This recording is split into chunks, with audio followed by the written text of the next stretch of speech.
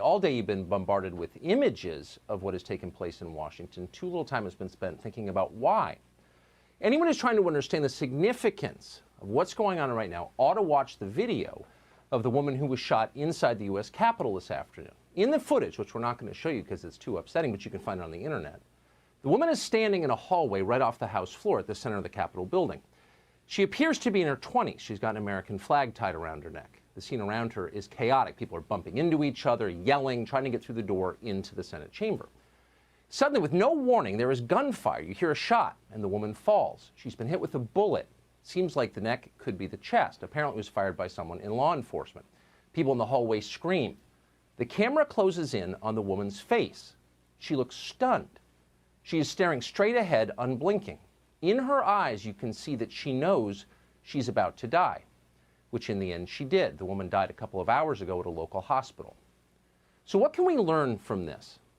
It's not enough to call it a tragedy. Imagine for a second getting the call and learning that was your daughter.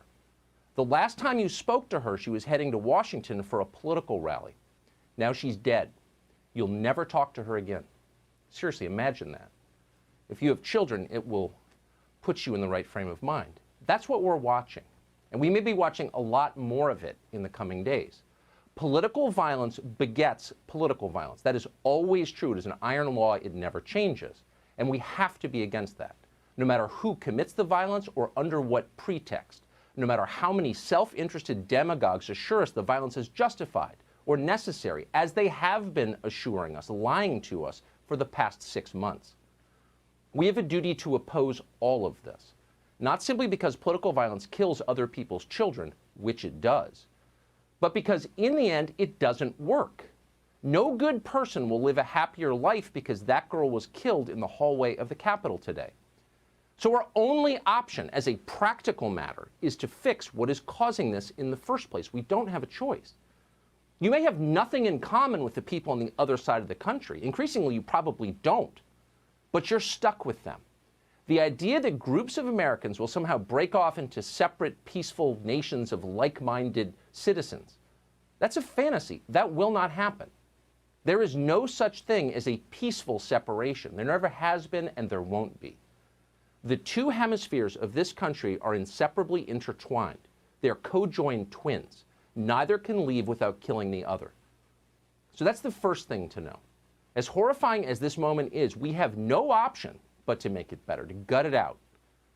The second thing to consider, and it's related to the first, is why the woman who was killed today went to the rally in the first place. We don't know anything about her, but she did not look particularly radical. She bore no resemblance to the angry children we have seen again and again wrecking our cities. Pasty, entitled nihilists dressed in black, setting fires, spray painting slogans on statues. She didn't look like that. The woman in the Capitol hallway looked pretty much like everyone else. So why was she there on a Wednesday? Why were any of them there today? We ought to think about that. If you want to fix it, you have to think about that. The only reason this country is rich and successful is because for hundreds of years we have enjoyed a stable political system. And the only reason that system is stable is because it's a democracy. It responds to voters. Democracy is our pressure relief valve. As long as people sincerely believe they can change things by voting, they stay calm. They don't storm the Bastille. They don't burst into the House chamber. They talk and they organize and they vote. But the opposite is also true.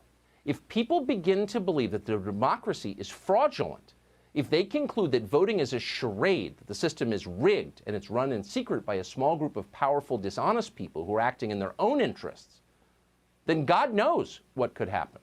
Actually, we do know what could happen. It's happening right now.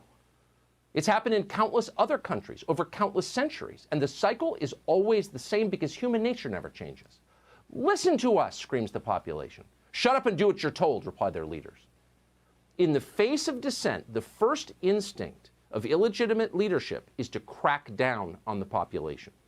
But crackdowns never make it better. Instead, they always make the country more volatile and more dangerous. The people in charge really understand that. They don't want to. They don't care to learn or listen because all of this conversation is a referendum on them and their leadership. So they clamp down harder. Obey, I tell you, obey. This is the Romanov program. It ends badly every single time.